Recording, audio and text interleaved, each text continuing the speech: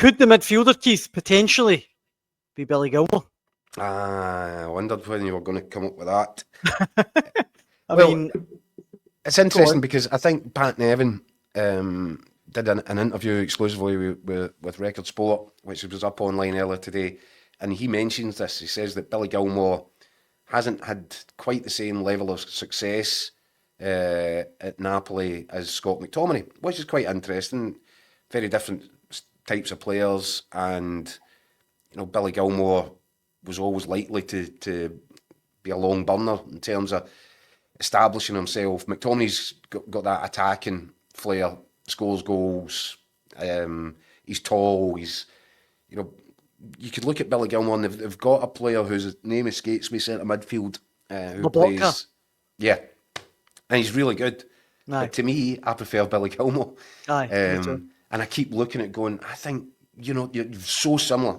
The two of them are almost identical in how they look, how they run, how they pass the ball. But I just think Billy Gilmour's a bit better. So I fully expect Billy Gilmour to get a lot more game time next season and beyond at Napoli. I really do. Aye. But Pat was making the point that he's not sure about that, and that it seems to be a pattern with Billy Gilmour that he break it. Chelsea's team didn't get a regular game after making the big breakthrough. Went to Norwich. That was a disastrous, badly advised move. Brighton. I don't know if I follow Pat's logic there. He played every week at Brighton, didn't he? After a period where he... But again, this is a similar thing. It took him a while, but once he got into the Brighton team, he never came out of it. And I expect something similar to happen at Napoli. However, Pat does make the point, if he wants to play regular first-team football and start every game every week, then he has a couple of options. And Pat believes that those best options might be Celtic and or Rangers, which is interesting. I don't know how much, and Pat's a really clever guy, so I'm sure that he will have done his research. I'm just not too sure that he's done it on this one, because Napoli, I think, paid somewhere in the region of 14 million euros to get Billy Gilmour out of Brighton last summer.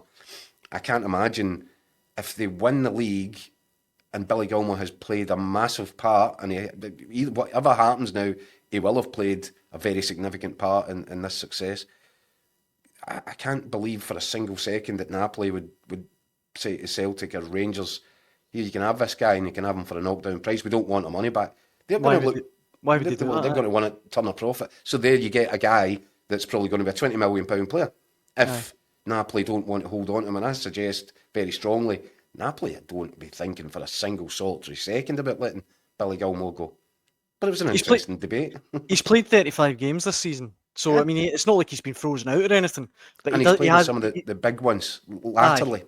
Over the last wee bit, more and more he's getting into Conte's thoughts as got to start him. Yeah. And he's actually starting them in the bigger matches, which tells you a lot about Conte's faith in him. I think he's a brilliant player. He's top notch. He's so good. He's top notch. So different from McTominay. So offers a different and fulfills a different function in the midfield. Aye. But see, when the two of them, I love watching them. I love watching this Napoli side. I love watching Billy Gilmour, whether it's a Scotland shirt or a Napoli shirt, just because similar to what how I feel about Callum McGregor, and I love watching him think his way through a midfield. Exact same with Billy Gilmour. He's just a wee chess player, and he plays on the tip of his toes, and he's all action, but his head's working faster than his feet, and I admire that, and I love it. Other guys will play more instinctively off the cuff, and I think that's maybe a McTominay, for example, perfect example in that Napoli team. But Billy Gilmour's a real thinker of a football player. Brilliant touch, phenomenal touch like velvet, and look, would I love Billy Gilmour to be playing in Scottish stadiums week in, week out for either side of the Old Firm? Absolutely, because what a treat that would be. But I think that's another ship that has sailed, and maybe one day late in his career, if Billy Gilmour wants to scratch an itch, he could come back to Glasgow. I don't know if he would be inclined to kind of break the divide, cross the road and sign for Celtic. I'm not sure that he would. Maybe one day he wants to scratch the itch and return to Rangers. It's entirely possible, and maybe by then Rangers will be, have been built into something new by their American owners, and the whole thing might seem a lot more realistic. But I Mhm. think, what age is Billy Gilmour? 23, 24? Turns 24 in June. 23, 24. I think a move like that could be 5, 6 years away, if I'm perfectly honest, if it ever happens. Kaiser says in the comment section, Billy Gilmour is a product of the Rangers youth system. See him moving back to Ibrox, to be honest. Your loyal Muppet says, Gilmour's a blue nose, come on, guys. And Jimbo again agrees with you, says Billy Gilmour doesn't come back to Scotland, not until he's at least 35. Who knows? Well, Kieran Tierney's come back at 27. Very true.